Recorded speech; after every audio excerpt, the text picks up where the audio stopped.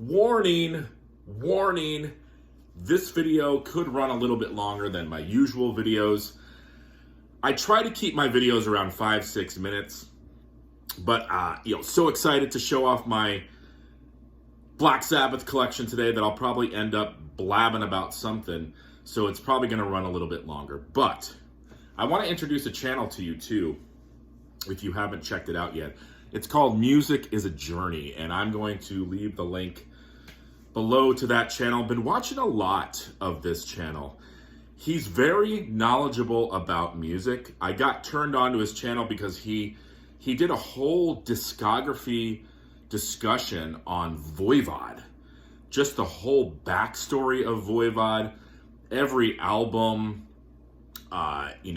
he got into artwork and songwriting and everything that I love about informational videos and about a band that I love. And it was very well done. A couple days ago, he showed off his Black Sabbath collection, talking about the first 10 albums. And I wrote to him and said, all right, now I feel like I need to show off my Black Sabbath collection. And he said, go for it. So I'm going for it. So check out Music is a Journey. As I said, I'll leave the link below. Black Sabbath, I mean, what can we say that hasn't been said already? Such an influential band. Every time I listen to them, I realize that their music never gets old.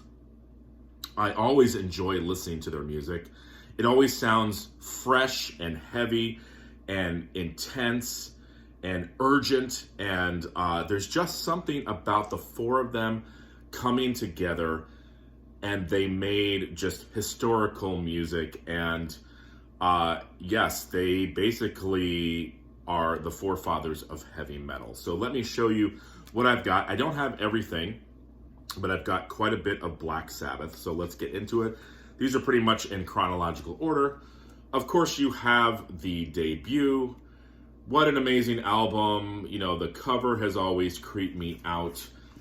It opens with the song Black Sabbath, and that basically was the gong of the bell that created heavy metal, and an amazing record.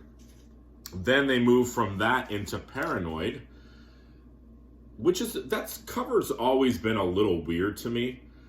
I would love to have known some of the other alternate ideas for a cover. And who is that? I always thought it might have been Tony Iommi, but I don't think it is. War Pigs, Paranoid, Planet Caravan, Iron Man, Electric Funeral, Hand of Doom, Rat Salad, the instrumentals, Kick-Ass, Fairies Wear Boots, one of my favorites. Top to bottom, amazing album.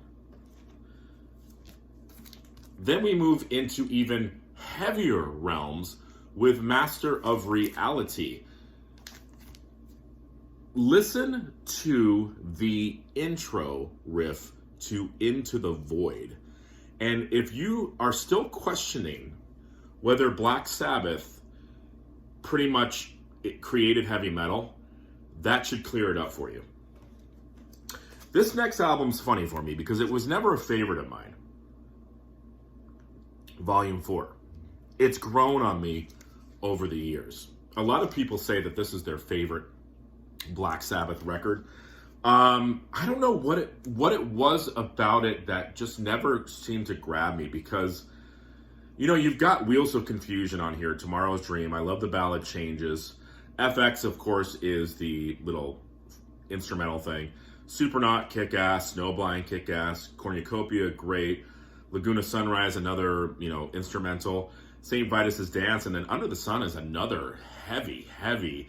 The production on that song, it's just so dark and dirgy and dirty. It's a dirty sounding song, but I love it.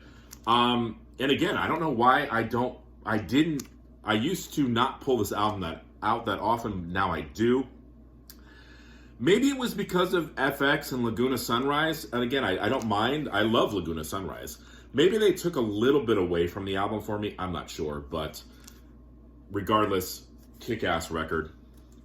And then this is probably my favorite period of Sabbath, when they started to expand their sound and get a little bit more proggy, bring some more instruments in and choirs and all that kind of stuff. And I know that this is sort of the period where maybe they lost some fans, but for me, I find this period really exciting, and it starts with Sabbath, Bloody Sabbath.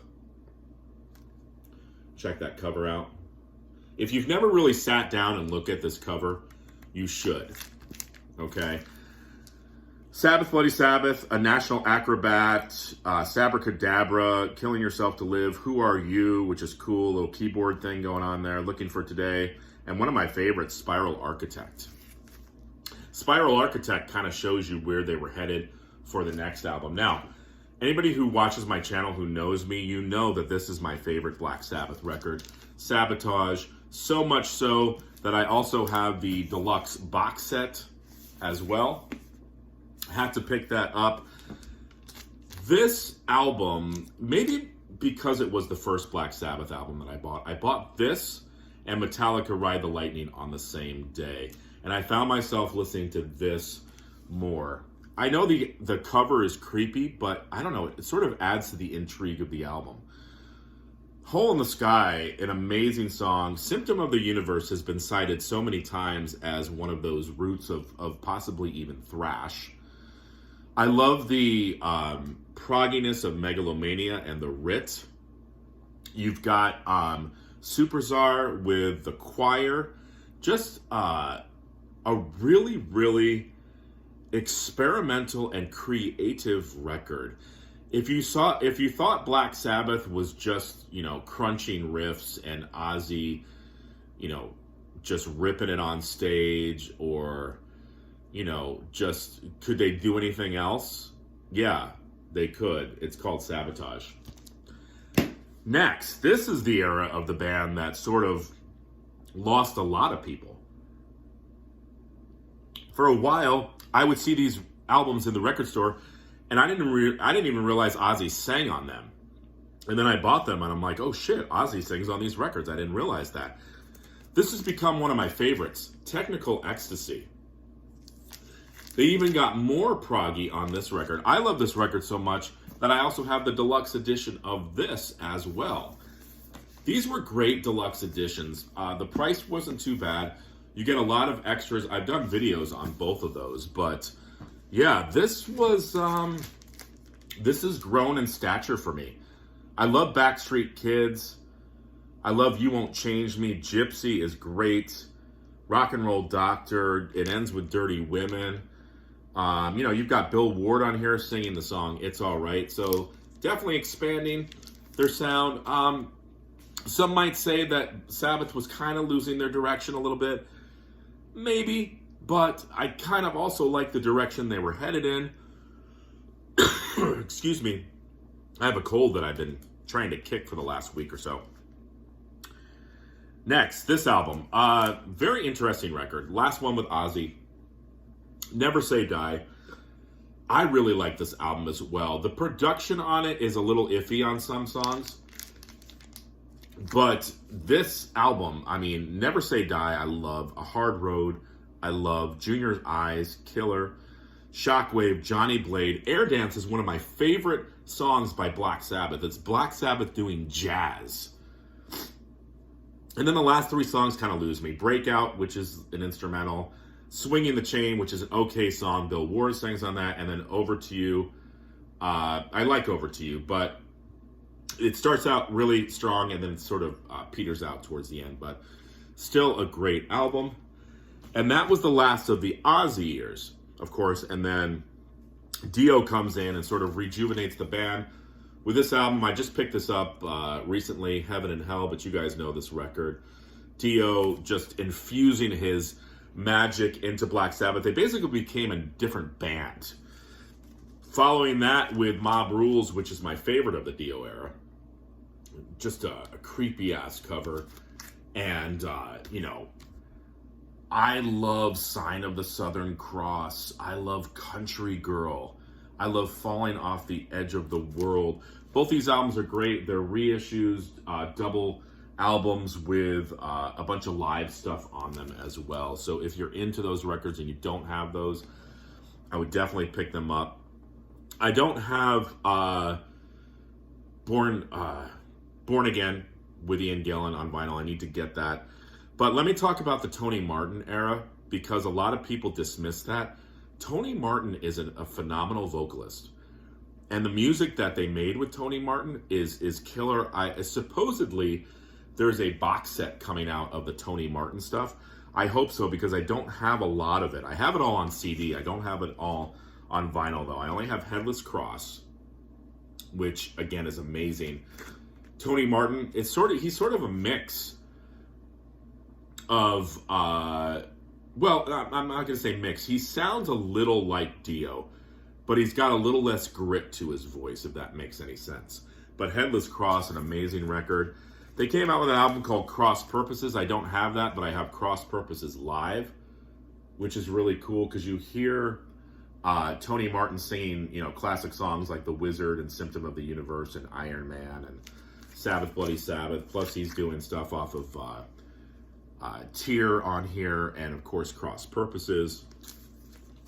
This album, I don't know why it gets shit on.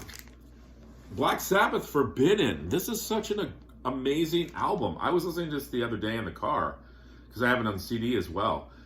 The Illusion of Power, Get a Grip. I love that tune.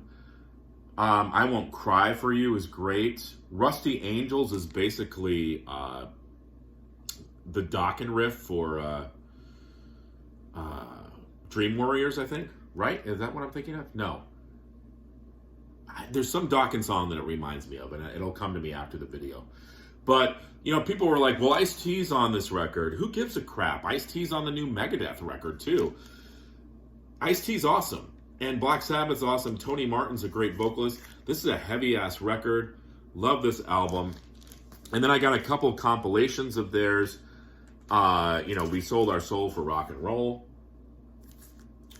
which is a great, sort of dip your toe in the water of Black Sabbath. Get your idea about them with this record. It's got a little bit of everything on here. Love that. And then lastly, I've got this Greatest Hits compilation, and I believe that this is a UK pressing. This is cool. It's got Paranoid on it, Sabbath, Bloody Sabbath, War Pig, Laguna to Sunrise, Tomorrow's Dream, Sweet Leaf. So a couple different, arrangements of the songs, and kind of a neat cover too. So that's my Black Sabbath collection on vinyl.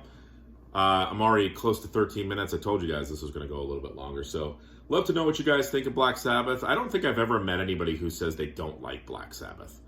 I'm sure that there are people out there who don't like Sabbath, but I don't want to be their friend. So, cheers. Happy Sabbath Sunday to everybody.